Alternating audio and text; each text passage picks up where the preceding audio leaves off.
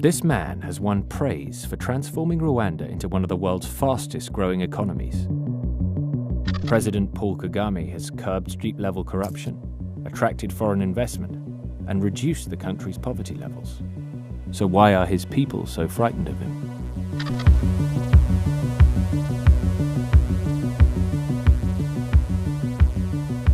Kagame came to power in 1994, when his forces swept aside the government which had orchestrated the genocide of more than 500,000 people. The majority were Tutsis, but many moderate Hutus were also killed.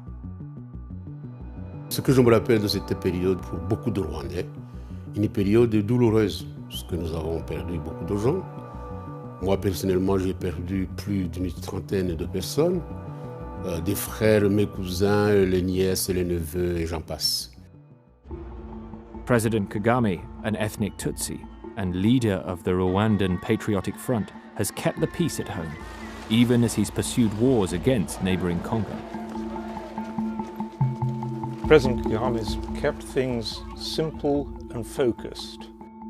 I think the biggest success that Kagame has achieved since the mid-90s is the reduction in mass poverty, which has been quite exceptional by African standards. Under Kagame's leadership, this small, landlocked country has notched up growth rates of 8% a year since 2000.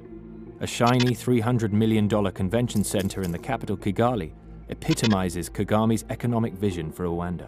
He wants to transform the country into the Singapore of Africa, and some economists now talk of the Rwandan miracle. But exiles like former Prime Minister Faustin Twagiramungu, who now lives in Belgium, claim Kagame's rule is based on tyranny.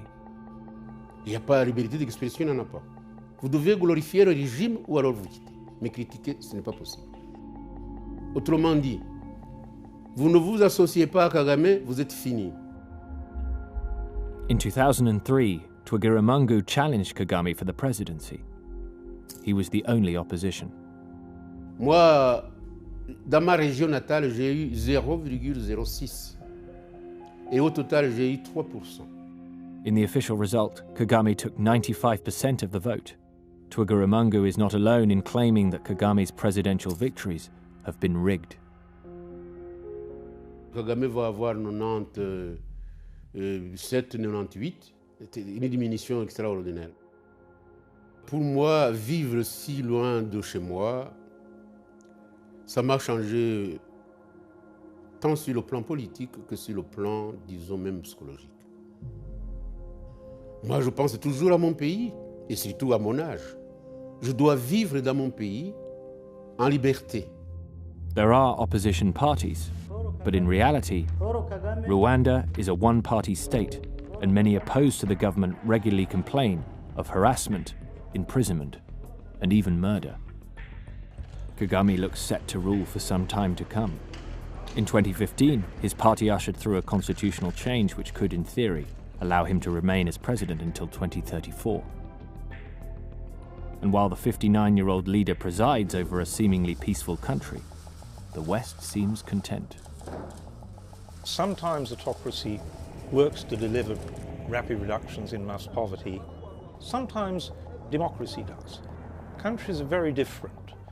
One thing we've learned for sure is that democracy is not the universal fix. Foreign journalists can visit easily enough, but local media dare not criticize the regime.